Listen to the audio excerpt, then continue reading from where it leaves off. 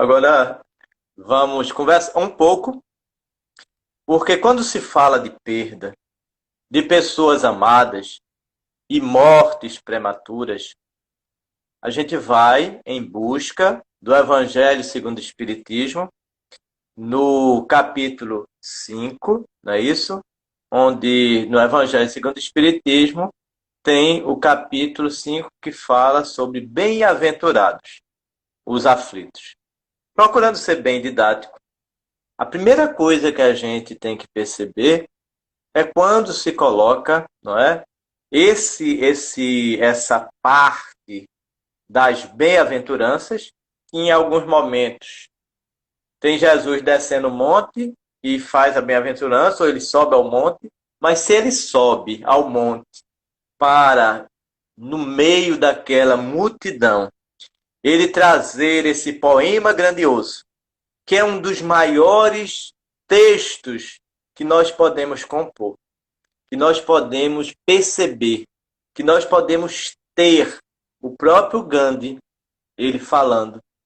Gandhi que não era cristão, mas dizendo, se toda a literatura sagrada do mundo, todos os livros, todas as mensagens, tudo que diz respeito ao sagrado, se fosse destruído, se fosse queimado, e se restasse apenas bem-aventuranças, seria suficiente para, vivenciando essas bem-aventuranças, tornar realmente a Terra um lugar muito mais adequado para todos nós. Então, se ele subiu o monte para falar de bem-aventurança ou se descer, isso aí pouco importa. O que importa é porque nós, os seres humanos, de uma forma geral, a gente tem a mania, o hábito infeliz, não é?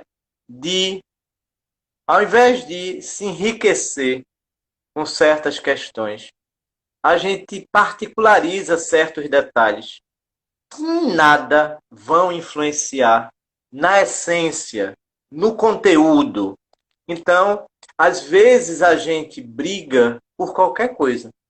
A gente vive em briga conosco mesmo. Quando a gente não tem o outro, a gente aproveita para brigar com a gente, não é?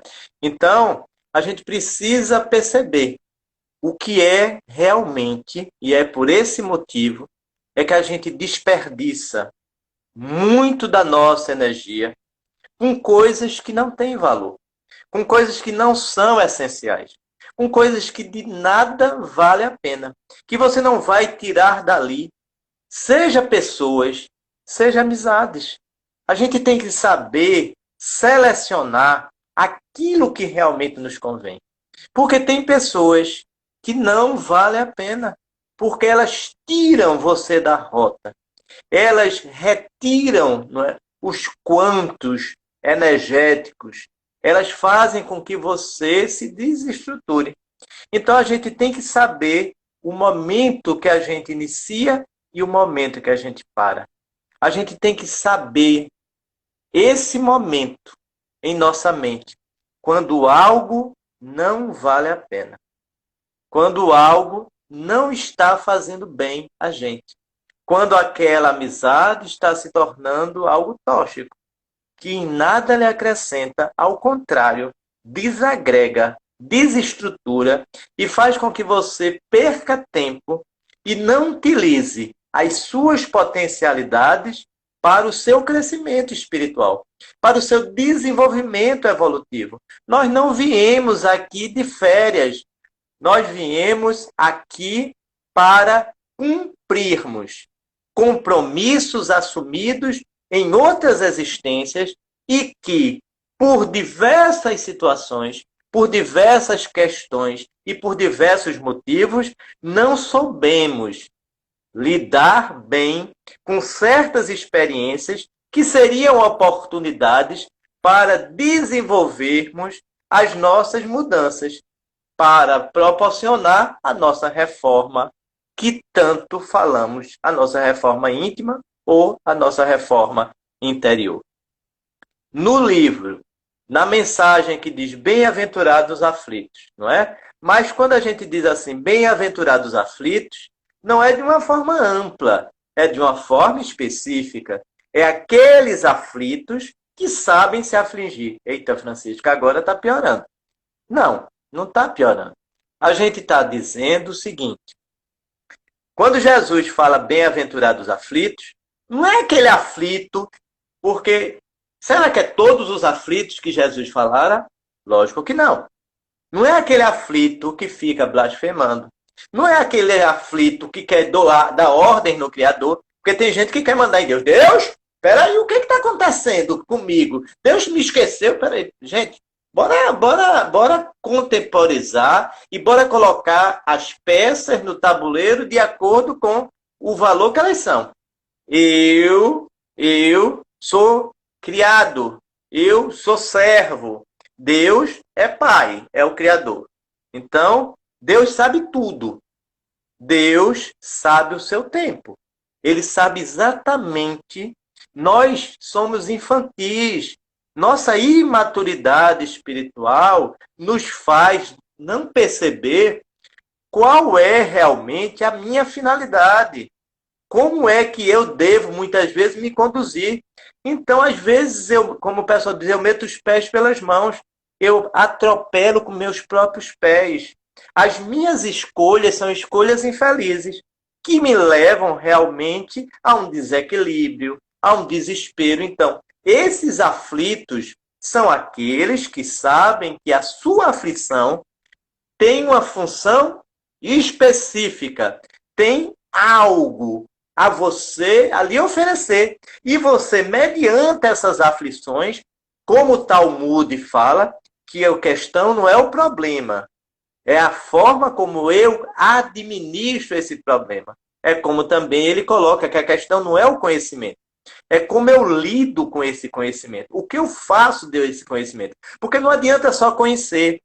Conhecer? Muito bem. Espírita, o Espírito Verdade já diz, espíritas, amai-vos. Espíritas, instruí-vos. O amor consubstancia todas as virtudes, porque quem ama é generoso. Quem ama é caridoso. Quem ama é afetuoso. Quem ama é responsável. Quem ama se preocupa. O amor, como diz Emmanuel numa frase tão bela, o amor é o hálito de Deus que equilibra o universo.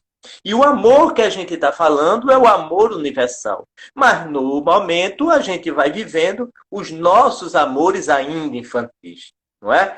Mas a gente vai proporcionando a nós mesmos uma mudança de não amar somente um, mas amar dois, e depois amar três, enfim. A gente vai fazendo com que o amor se amplie. No entanto, a gente sabe que a natureza ela não dá saltos. Ela vai seguir o seu curso. E nesse curso a gente segue junto. A gente vai acompanhando esse caminho. A gente vai se libertando das nossas mazelas, as algemas que o passado nos prende, para nos impulsionar, não é? A novos momentos, a novas etapas, a novos estágios evolutivos.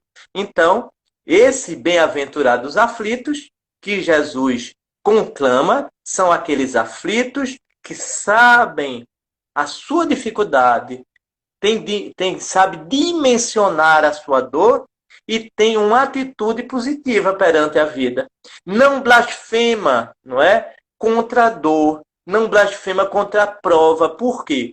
Se a vida é uma escola e nós estamos aqui, nós lembramos do poetinha que diz que nós somos eternos aprendizes. E como eternos aprendizes, eu aprendo todos os dias, todas as horas, todos os momentos, todo o tempo todo. É só eu me oportunizar, é só eu me colocar, não é? É só eu realmente criar, não é? Uma maneira de lidar com cada situação a nível de experimento, a nível de experiência e a nível de aprendizado. E aprendizado não é uma repetição. Aprendizado é uma compreensão de. Porque quando eu repito, não é? Eu repito porque eu estou estacionado. Agora, cada situação, ela pode ser a mesma, mas a maneira como eu vou lidar com ela é totalmente diferente. Porque eu já caminhei um pouco mais, porque eu já aprendi um pouco mais, porque eu tenho uma percepção diferente de determinadas coisas. Então, nesse capítulo 5, Bem-aventurados os aflitos, no item 21, tem justamente essa perda de pessoas amadas, morte prematuras. É uma outra questão do ser humano. Nós não sabemos lidar com perdas, não é? Por quê? Porque nós vivemos numa sociedade que é a sociedade do sucesso. O próprio cristianismo, que era, né, a religião que era perseguida e que dava testemunhos de fé, e que dava exemplos de heroísmo, e que dava realmente, não é, momentos enriquecedores para aqueles que vivenciaram depois, para aqueles que puderam observar os atos heróicos, não é? A maneira como cada espírito daquele, na sua dimensão, na sua condição, pôde nos oferecer realmente grandes oportunidades, grandes exemplos, grandes atitudes, grandes atos, não é? Que mostraram o quanto é fragmentada, o quanto é limitada a nossa questão de fé. Quando Jesus diz, quando tu fores edificar a tua fé, tu coloca em cima de rocha, porque como estamos num plano de provas e expiações, inevitavelmente vamos ter que recorrer a essa rocha. A rocha é uma base que te sustenta, que te auxilia, que te ajuda, porque num plano de provas e expiações, naturalmente os desafios são inúmeros. Então, quando a gente vê essa perda, essa perda do ideal do cristianismo, quando a religião se tornou de perseguida para perseguidora, porque ela era a religião dos humildes, dos plebeus, daqueles que eram perseguidos, daqueles que eram injustiçados, mas os reis, os poderosos da época, abraçaram aquela fé. Então o cristianismo deixou de ser perseguido para ser perseguidor. Então, na época cristã, os maiores exemplos, como eu disse, mas depois foi virando uma coxa de retalho em que cada um ia colocando o seu personalismo, ia falseando a fé, foi trocando os atos heróicos por costumes, por questões sociais, pelo verniz social, e foram colocando, acima de tudo, uma ritualística, dogmatizaram a fé. O próprio, a gente vê assim, a atitude de Jesus no lava-pés, de mostrar que ele, como o maior espírito, como diz a pergunta 625 do Livro dos Espíritos, qual o espírito mais evoluído que serve de guia e de modelo para toda a humanidade? A resposta é mais curta, vede Jesus ou Jesus. Então, aquele mestre, que é o espírito mais grandioso, que antes que a própria Terra existisse, ele já o era, espírito puro. E que auxiliou, colaborou, ajudou na formação dessa órbita terrestre, juntamente com a pleiade de espíritos luminosos. Eles colaboraram com a própria criação dessa órbita terrestre. Colaboraram com o Criador, não é? Na formação dessa órbita terrestre. Mas quando a gente observa que esses seres ajudaram, auxiliaram junto com Jesus a formação, ele já dissera, não é? Nesse canto, que ele mesmo, antes da terra existir, ele já o era. E ele depois habita, ele encarna, porque Jesus não reencarna, Jesus encarna. Ele encarna depois de bilhões de anos que a Terra foi formada. Depois de mais de 4 bilhões e meio, Jesus vem e personifica todos os as potencialidades. Todas as virtudes estão ali inseridas. E ele nos convida e nos diz: vinde a mim, todos vós, que estão cansados, aflitos, sobrecarregados e oprimidos, que eu vos aliviarei. Não é? Tomai de mim o meu jugo, não é? Que é suave, meu fardo, ele é leve. E aí a gente lembra da própria hipocrisia da época. Então transformam aquele exemplo nas ritualísticas, como eu disse. Por quê? Jesus vai humildemente lavando os pés de cada um dos seus apóstolos. E depois o pessoal transforma num ritual. Esquecem muitas vezes o que está inserido ali, o contexto histórico daquela atitude. Então, nessa mensagem de perda, a gente hoje em dia vive uma religião cristã de sucesso, onde a pessoa tem opulência, onde Deus faz tudo, onde Deus derroga a lei, onde Deus oferece tudo. E quando Jesus diz o diferente, ele diz assim: se tu queres me seguir, pega a tua cruz e siga-me, não é? Ele não oferece as riquezas efêmeras, ele não oferece essas ilusões, porque ele diz assim: se tu queres, não é nada contra a riqueza, o dinheiro, tudo isso serve para a gente utilizar em bem do próximo, porque nós vivemos num mundo em que as coisas são materiais e o preço de cada coisa agora é aquela questão: você é dono do dinheiro, é dono da riqueza, é dono da fortuna, ou a fortuna é seu dono? Eu já falei dessa história, não é? Da bruxa de Wall Street. Uma senhora que ela foi pouco a pouco ficando cada vez mais esquisita. Ela foi deixando, né, de comprar os seus perfumes mais caros e foi comprando perfumes cada vez mais baratos até não comprar perfume nenhum. Os sabonetes mais caros até ficar usando sabonete amarelo, tanto na sua em tomar banho, como também em lavar as suas roupas. E ela foi deixando de fazer as comidas, tudinho, e deixando de comprar roupas, e ela só vivia com um vestido muito longo, muito grande, não é? Em que ela só lavava da barriga para cima, da barriga para baixo ela deixava do jeito que estava. E essa mulher morreu, não é? Faleceu e descobriram que ela teve inanição, ela teve fome, as próprias vitaminas, ela foi vitimada disso aí. Ela despediu seus empregados para não gastar mais com os empregados e de repente a mulher morre de fome quando na realidade na conta bancária tinha mais de 300 milhões de dólares. Meus queridos amigos e meus queridos irmãos, o que a gente está querendo dizer é que tudo isso, não é, a riqueza do dinheiro faz parte de uma sociedade. Agora a gente não deve se escravizar ou a qualquer custo, não é, a gente pisar no pescoço de alguém para conquistar os nossos espaços, os nossos objetivos. Lembrar, acima de tudo, dessa mensagem de Jesus que diz, não é, que não devemos acumular aquelas riquezas que os ladrões roubam e as traças roem. Porque quando a gente for, a gente vai com o que a gente é e não com o que a gente tem.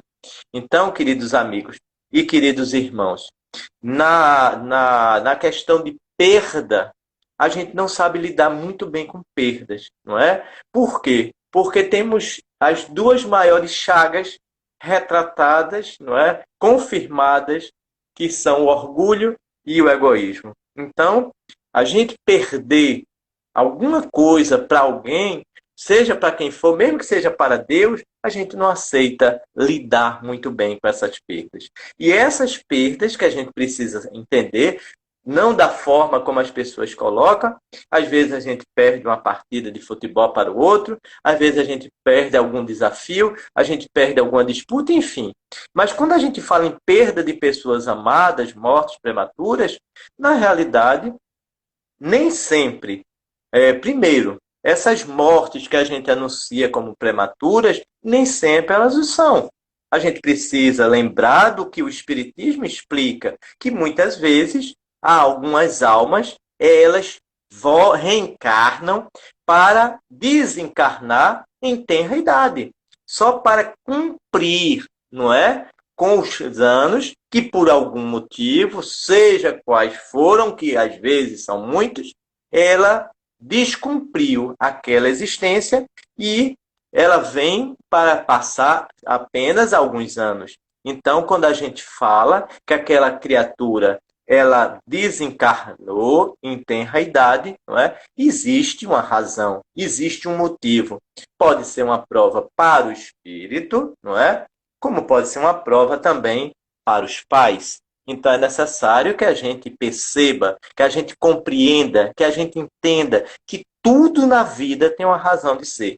E os livros espíritas, o livro dos espíritos, os livros dos médios, enfim, tem uma diversidade de livros que nos ajudam a entender melhor esses mecanismos, essas utilizações, essas situações que muitas vezes nos afligem, não é?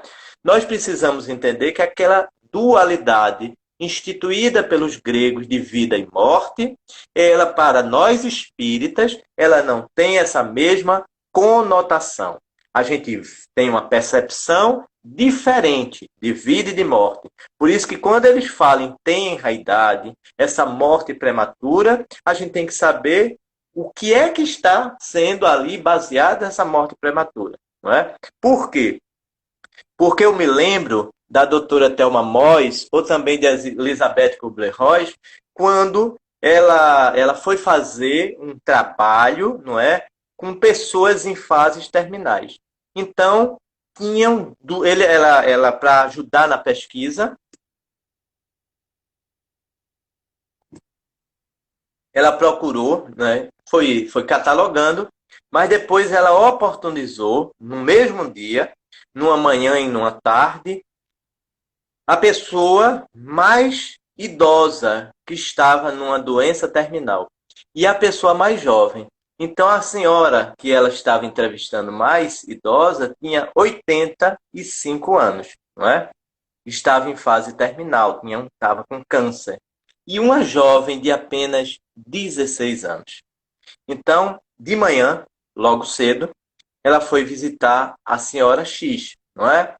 E essa senhora, quando ela pergunta, depois dela falar o enunciado sobre a questão, que ela trabalha a questão do Thanatos, ela pergunta: então, eu desejaria que Dona Fulana de Tal tecesse alguns comentários a respeito da vida. E ela, de repente, para e começa: sobre a vida, senhora. A senhora quer realmente que eu fale sobre a vida? Na realidade, pouco eu tenho que dizer. Eu não posso lhe dizer que eu vivi, porque a minha vida sempre foi atormentada. E começou tecendo um fio de amarguras, de ódios, de revolta, de desespero, de dor, não é? E no final, não é? Ela fecha justamente dizendo que para, não é? Fechar a existência, não é? Desgraçada que ela vivera, ela tinha que ainda ter um câncer nos últimos anos da existência. Então, na realidade, ela nunca viveu e ela nada tinha que falar. Ela falou tudo isso. A senhora que tinha preparado uma fita inteira para que ela desse o seu testemunho, ela falou isso em menos de 10 minutos. Ela pôde tecer e terminou ali a sua entrevista. Essa Elizabeth Kubler-Ross, ela ficou parada perante aquele testemunho, perante aquela forma, não é, dolorida de contemplar a vida. Foi em casa, tomou um banho, tentou refazer-se, né, de tanta amargor que a pessoa tinha destilado. E à tarde foi visitar a jovem, de apenas 16 anos. E quando ela chega, ela ficou pensando com ela mesma. Se uma mulher de 85 anos, uma senhora, nada tinha para falar, O que é que uma menina de 16 anos vai oferecer como experiência? E aí, mas ela foi, como pesquisadora, ela foi. Quando ela chegou lá, ela chegou para a jovem e disse: Fulana de tal, eu gostaria que você, com as suas palavras, pudesse me dizer o que foi a vida para você. Ela de repente parou e disse: Senhora, mas isso é muito profundo. Eu não tenho o que dizer. E ela parou e lembrou daquilo que ela pensara. E aí confirmou. Mas depois essa jovem disse assim: Eu não tenho o que dizer em tão poucas palavras. Porque a cada dia, quando o sol nasce, me chamando para realmente me levantar, eu ergo meu corpo e procuro agradecer a Deus. Agradecer a vida, agradecer meus parentes, agradecer a minha mãe, o meu pai, agradecer os meus irmãos, e começou a falar. E começou a citar a beleza de Deus, da natureza. E depois de tanto tempo que ela falara, enaltecendo as coisas que ela vivenciou, os momentos de alegria, os momentos de luta, mas os momentos de aprendizado. E ela disse para ela: Senhora, eu só posso dizer que eu não acredito que Deus me fez para ter um fim. Eu acredito que a vida, ela continua. Porque nós estamos aqui todos em aprendizados. Uns precisam ir mais cedo, outros precisam ir mais tarde. Mas todos nós um dia precisamos ir. Agora, eu estou dizendo à senhora que cada dia que eu passo, eu posso dizer a Deus muito obrigado. Muito obrigado. Por quê? Porque diante de tantas coisas que eu já vivenciei, e de repente a fita termina. E ela não consegue mais falar, registrar. Porque ela tem coisas que tem que ser no calor da emoção. E como ela achava que a jovem não tinha nada ou quase nada para dizer, porque a vida é feita de surpresas. Uma senhora de 85 anos que simplesmente nada aproveitou da vida. E uma outra de 16 que de repente consegue enumerar tantas coisas, tantas grandezas, tanta beleza de Deus. Porque na realidade, a idade material não corresponde à idade espiritual. Às vezes, uma criança é um espírito extremamente amadurecido. E às vezes, um homem de 40, 50, 60, 70, 80, até mais, é ainda uma criatura infantil, infantilizada por não lidar maduramente, com maturidade, perante os ciclos da vida, ao qual a gente precisa vivenciar a nossa infância, a nossa adolescência, a nossa juventude. Viver esses ritos de passagem, entender que todas essas responsabilidades, todos esses compromissos, todas essas ações, todas essas falas, tudo aquilo que nós experienciamos, nos vão tornar pessoas melhores. É essa a finalidade e o sentido da vida. Então, o Espírito Sanson, ele traz essa mensagem da questão de que pessoas, não é, que têm todo o calor, o frescor da juventude, estão morrendo, enquanto pessoas, não é, com idade já tão avançada e de repente não são contempladas com a morte. E aqueles que tinham tanto para oferecer. Mas na realidade, Sanson não está falando da ideia e do pensamento dele. Ele está falando do contexto. Aquela sociedade, ela oferecia. Aquela sociedade estava ali mostrando, não é? Quando hoje a gente observa que é uma grande quantidade, uma grande gama, existe uma dor muito doída dos pais que estão enterrando os seus próprios filhos, fazendo um processo, não é, menos comum e menos natural. Porque na natureza a gente sabe que tudo nasce, cresce e morre. E a gente não veio aqui para viver, para ser semente. Então, por isso que a gente falou na outra palestra, sobre a perda de pessoas amadas e mortes prematuras. Que nós precisamos saber que nessa mensagem que começa o capítulo 5 de Bem-aventurados aflitos, o mestre está falando, e aí a gente precisa didaticamente tentar dar um esclarecimento do que seja discípulo e o que seja apóstolo. Todo apóstolo é um discípulo, mas nem todo discípulo é um apóstolo. E nesse começo do próprio capítulo, não é? Existe uma fala de um apóstolo e existe uma fala de um discípulo. O próprio apóstolo, no caso, o discípulo, ele significa aprendiz. É um pupilo, não é? É um seguidor de um mestre. E o apóstolo significa que é um enviado. Então, existia nesse capítulo a fala de um apóstolo e de um discípulo. O apóstolo é Mateus, que era Levi, que o cobrador odiado, não é? Tão odiado por tantos, pelos da sua própria etnia, o seu próprio povo.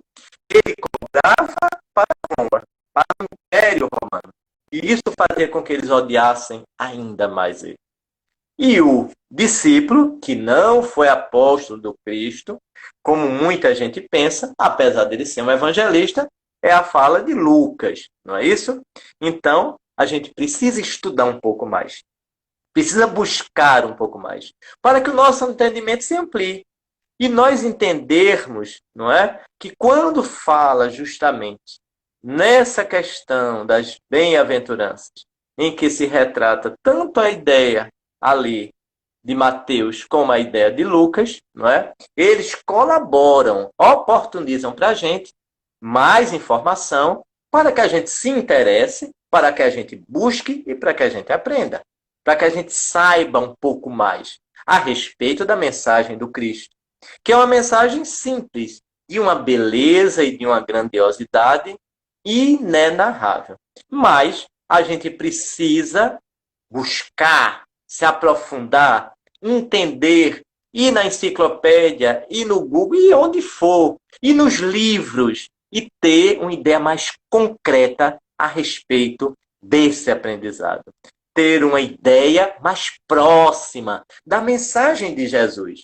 Porque tudo aquilo que é falado, não é, a respeito de Jesus, não é realmente a vivência de Jesus. É a visão, a percepção dos evangelistas, que são os canônicos e os sinóticos. Não é? Aqueles que têm a mesma ideia, ou mais próxima, e que se tornaram os evangelhos oficiais. Não é? Então sobre essa questão da imortalidade da alma, que tem a ver com um dos princípios básicos da doutrina. Um dos princípios básicos é nós entendermos que nós somos imortais, que nós não morremos e que essa perda não existe para nós espíritos. Porque nós não perdemos ninguém.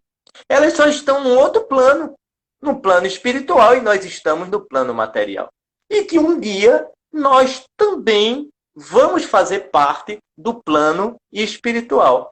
Nós somos espíritos, como eles são, sendo que uns são encarnados, como todos que estão aqui na noite de hoje, e tem os desencarnados que também estão aqui, nos acompanhando, nos assessorando, nos auxiliando, nos ajudando a nossa compreensão a respeito da vida, a respeito do que nós estamos fazendo com essa nossa realidade, com essa experiência existencial. Então, nós podemos realmente transformar essa experiência no recurso valioso para o nosso crescimento e nos proporcionar um aprendizado que vai valer não aqui somente, mas em toda a eternidade.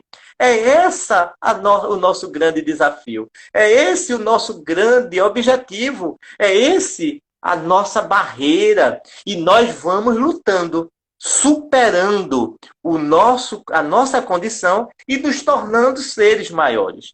Quando a gente fala em imortalidade da alma, nós somos imortais. Nós não somos eternos, como muita gente diz. Porque eternidade tem a ver com algo que não tem começo e não tem fim. Então, eterno só Deus. Nós temos um início, não vamos ter fim. Então, podemos ser eternos a partir de agora.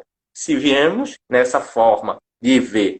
Mas essa morte, essa desencarnação, o oriental, ele lida de forma diferente, não é? Quando ele diz assim, quando tu nasceste, todos sorriram, só tu choraste. Vives de tal forma que mesmo quando tu morreres, que todos chorem, só tu sorrias. Então, é nós aprendermos que existe uma dor mais doída. Gente, eu já disse isso em tantas lives, mas cabe a mim repetir. Eu sou muito convidado para os funerais. Eu sou convidado para falar nos funerais. E nesse momento eu sinto-me extremamente honrado de falar no funeral.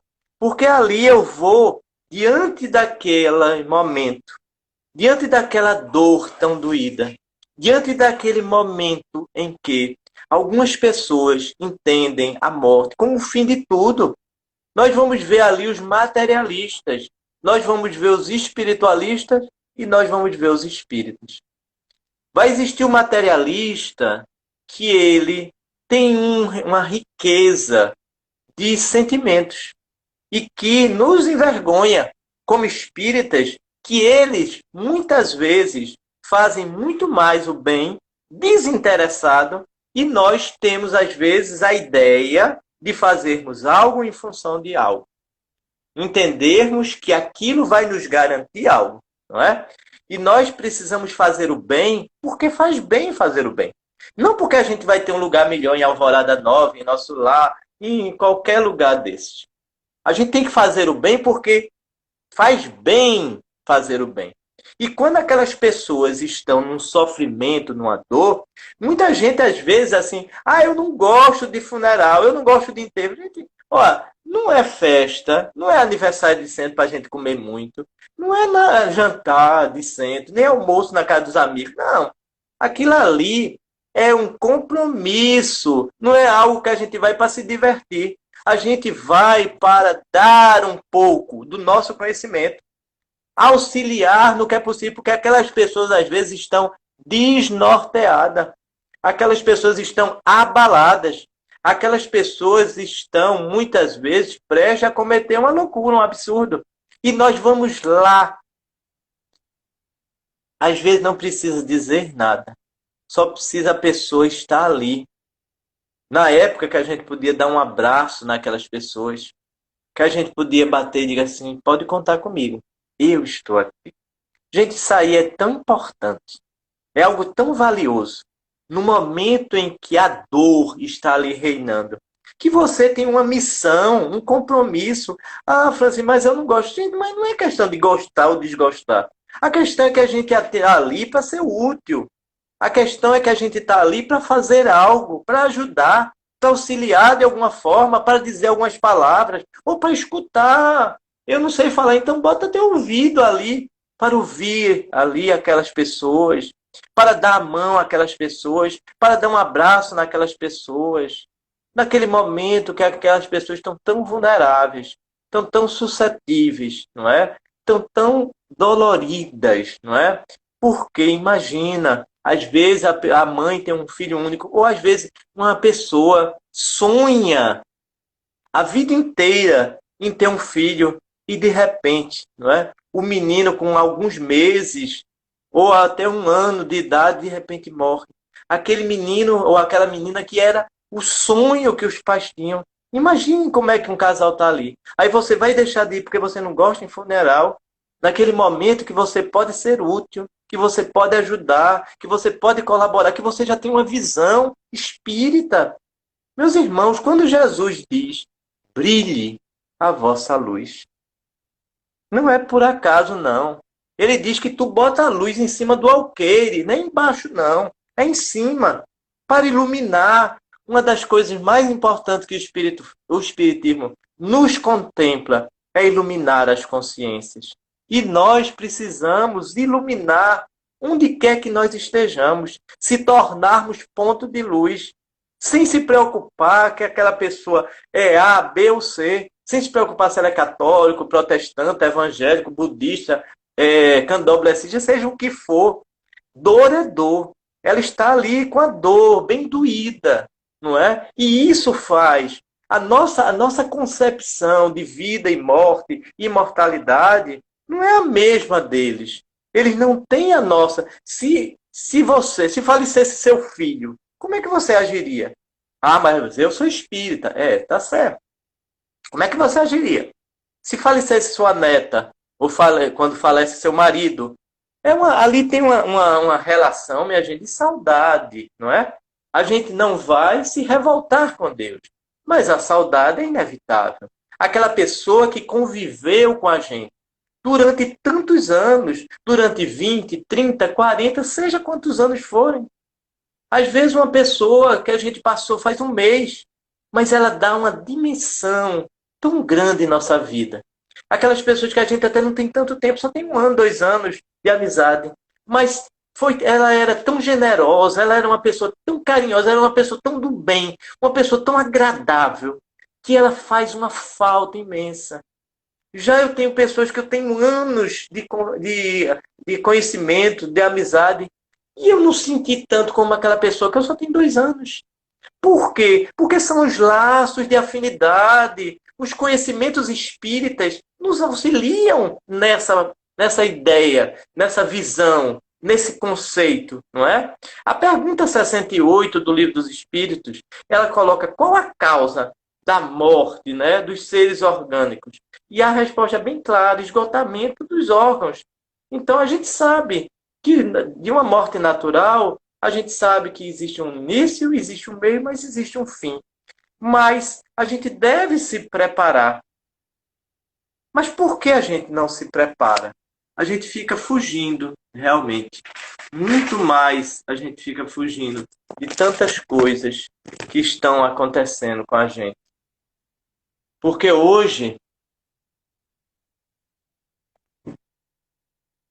eu me vejo de uma forma em que a minha percepção de visão é minha, mas a forma como a pessoa está me vendo às vezes é totalmente diferente. A maneira como eu estou pensando. Então, em 1975, um avião caiu na Coreia. Tinha 200 pessoas nesse avião, 200 e algumas coisas. Todos faleceram. Só não um bebê não faleceu. Aquele ser mais frágil, tudo existe uma razão, queridos. Tudo existe um motivo, uma razão de ser. Então, eu gostaria muito.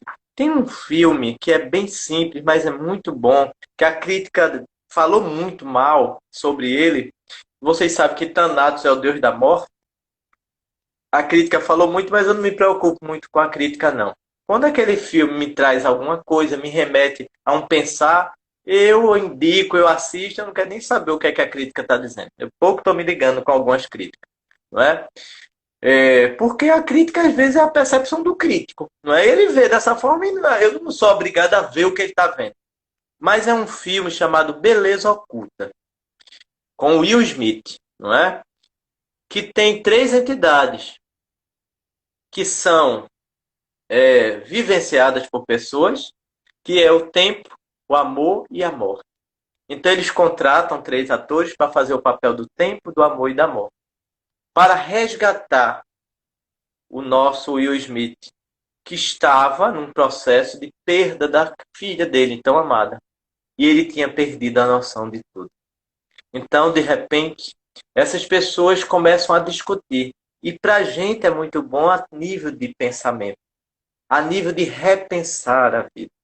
O quanto uma situação, a gente diz assim, por que isto só acontece comigo?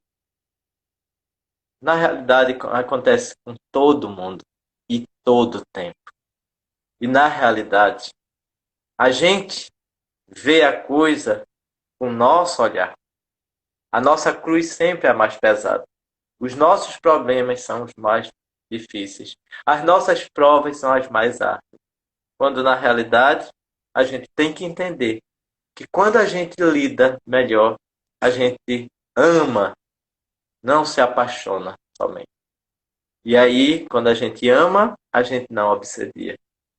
Que é uma coisa que, quando a gente não sabe lidar muito bem com essa perda, é muito comum a gente entrar numa depressão, é muito comum o luto mal vivenciado, ele nos atormenta e a gente precisa vivenciar o luto.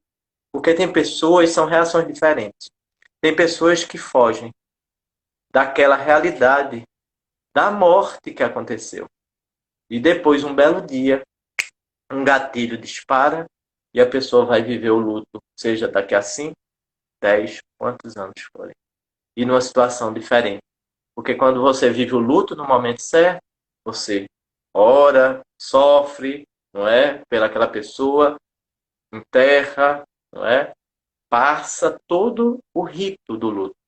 E isso, no caso, faz com que a gente entenda que aquela pessoa partiu. Mas tem uma história da Rainha Vitória, que ela vivia, não é, com a roupa de luto, mas ela colocava todas as noites o prato do seu marido para jantar com ela, porque ela não admitia essa perda. O orgulho, não é? O egoísmo, o apego exagerado. De quantas pessoas que prendem seus entes e eles dizem: deixe-me partir. Meus queridos amigos e minhas queridas irmãs, é bom ter saudade, porque a gente só tem saudade do que a gente gosta. E quando a gente ama realmente, a gente quer bem. Lidar com a morte é muito doloroso e muito difícil. Não existe uma receita. Não é bolo que a gente faz de um jeito. Cada um tem uma forma. Cada um tem um jeito. Cada um tem sua maneira. O que cabe a gente é o respeito e ajudar na compreensão que tudo aquilo que acontece existe para o nosso aprendizado, para o nosso crescimento. Então, nada acontece por acaso. Existem leis divinas que regem o universo. Existem técnicos espirituais que trabalham a nosso favor e que fazem com que essas experiências se tornem importantes para a nossa modificação, para a nossa melhora e para que a gente ame inevitavelmente a quem quer que seja, porque um dia todos nós vamos partir e não importa a maneira como vamos partir, o que importa é nos prepararmos para sermos hoje, que o ontem e o amanhã só existe na nossa mente. A gente precisa do agora, certo? Então vamos viver o máximo hoje. Dizer que as pessoas fazem bem a gente. Dizer que nós gostamos, amamos. Fazermos aquilo que mais a gente gosta. Não nos economizarmos, como diz Marinho. Não se economizem. Simplesmente amem. Porque o amor,